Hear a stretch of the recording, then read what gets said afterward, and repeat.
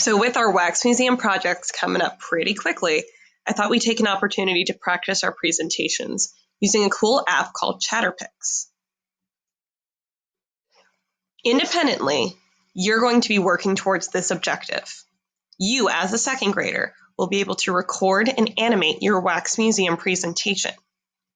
When I say the word record, what I mean is that you're going to create an audio track of your voice reading your speech. And when I say animate, what I mean is that you're going to take an image of your Wax Museum subject and you are going to manipulate parts of its mouth so that it sounds like your Wax Museum person is saying your speech. Step 1. You should have your iPad out in front of you. You're going to click the home button and look for the ChatterPix app. Look for the logo with the purple duck in the corner and a camera lens happy face. When you open up ChatterPix, you're going to be sent to this menu screen. You're going to have two options, to take a photo or to access your gallery. On the iPads, you don't have any saved photos of your Wax Museum people, but fortunately, we've already printed some for you.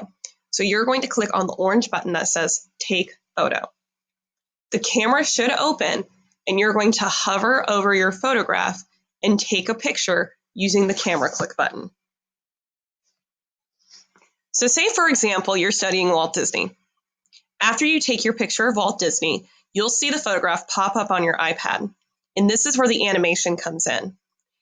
You are going to use your fingers to drag a line across the two corners of the mouth. What you're doing is you're telling the iPad to manipulate the corners of the mouth so that it opens up. If you want a really wide mouth, you're going to have to drag your line very far. If you want a smaller mouth, you're going to have to drag it shorter. I want a pretty realistic mouth for Walt Disney because he was a real person, and when he says his speech, I don't want it to be a joke. I want it to sound like Walt Disney talking about his life. So I'm going to create a realistic mouth, starting from one corner of his mouth to the other corner of his mouth. When I drag my finger and let go, it should create a dotted line connecting the two corners of the mouth. If I don't like my dotted line, I can start over by clicking my finger down and dragging again. Once I've created my mouth, I'm going to click on the microphone button. Immediately, it's going to prompt me to start recording. This is where you're going to read your speech. When you finish reading your speech, you're going to see a stop button appear at the bottom of your screen. Click the stop button so the iPad knows that you're done recording. If you don't like your recording, that is okay. All you need to do is reset the recording by hitting the microphone again. You'll have an opportunity to re-record and then hit stop. You can always preview your recording so you know if you like it or if you want to do it again. Whenever your recording finishes, you're going to get options to share and play your video. If you really don't like it, you'll notice that there's a trash can in the corner if you want to start from scratch.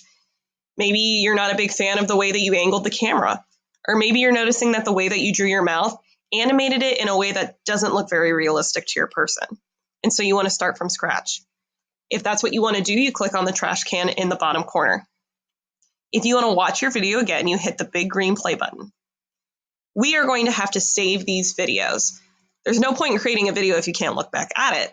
Especially if we have a presentation coming up, you're going to want to be able to hear yourself present so you can take mental notes. Do I need to read slower? Do I need to read faster? Was I animated? Was I boring to listen to? And so these videos are going to help us understand what we need to do to make our presentation the best that it can be.